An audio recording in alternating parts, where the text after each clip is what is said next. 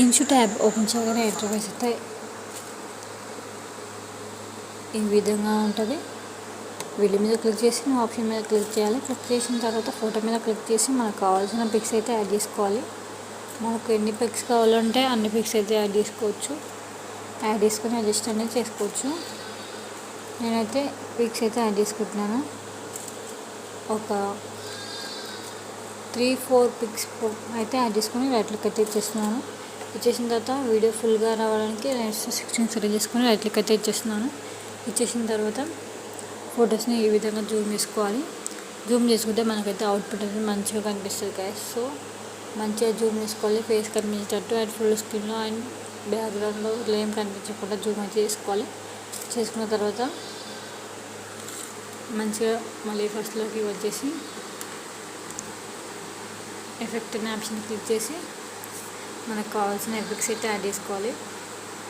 Sheikh effect అవన్నీ ఉంటాయి కదా, అవన్నీ ఎఫెక్ట్స్ అయితే ఉంటాయి. సో మనకు కావాల్సిన ఎఫెక్ట్స్ అయితే యాడ్ చేసుకోవచ్చు. బాస్ ఎఫెక్ట్ని కొంచెం తక్కువ ఇంక్రీజ్ చేసుకొని అట్లకి తెచ్చిస్తున్నాను. అండ్ అన్ని ఫొటోస్ కూడా యాడ్ చేస్తున్నాను. అన్ని ఫొటోస్ కూడా ఇట్లా ఈ విధంగా దాన్ని లాస్ట్లో ఎడ్జ్లో గుంజిస్తే మనకైతే అన్ని ఫొటోస్కి అయితే యాడ్ అయిపోతుంది. యాడ్ అయిన తర్వాత మళ్ళీ ఫస్ట్లోకి వచ్చేసి రిబ్బన్ ఆప్షన్ క్లిక్ చేసుకొని వీడియో మీద క్లిక్ చేసి మనకు కావాల్సిన టెంప్లెట్ యాడ్ చేసుకోవాలి. టెంప్లెట్ యాడ్ చేసుకున్నది మీకు ఈ టెంప్లెట్ లింక్ కనుక కావాలంటే డిస్క్రిప్షన్ లింక్ ఇస్తాను, మీకు అక్కడికి డౌన్ చేసుకోవచ్చు. టెంప్లెట్ యాడ్ చేసుకున్న తర్వాత blend option screen option select చేసుకొని రైట్లోకి అయితే ఇచ్చేసేయాలి. టెంప్లెట్ అయితే ఈ విధంగా జూమ్ చేసుకుంటే ఫేసెస్ అయితే మంచిగా కనిపిస్తాయి. ఫేస్ కనిపించకుంటే మాత్రం అడ్జస్ట్ అనేది చేసుకోవాలి, చేసుకుంటే బెటర్ అనమాట. నాకు ఈ ఫేస్ కనిపించలేదు కాబట్టి ఆ ఫేస్ దగ్గర ఆపేసి ఈ విధంగా ఫేస్ కనిపించేటట్టయితే అడ్జస్ట్ అనేది చేసుకుంటాను. చేసుకున్న తర్వాత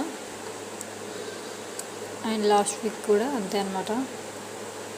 ఈ విధంగా మంచిగా అడ్జస్ట్ అనేది చేసుకోవాలి.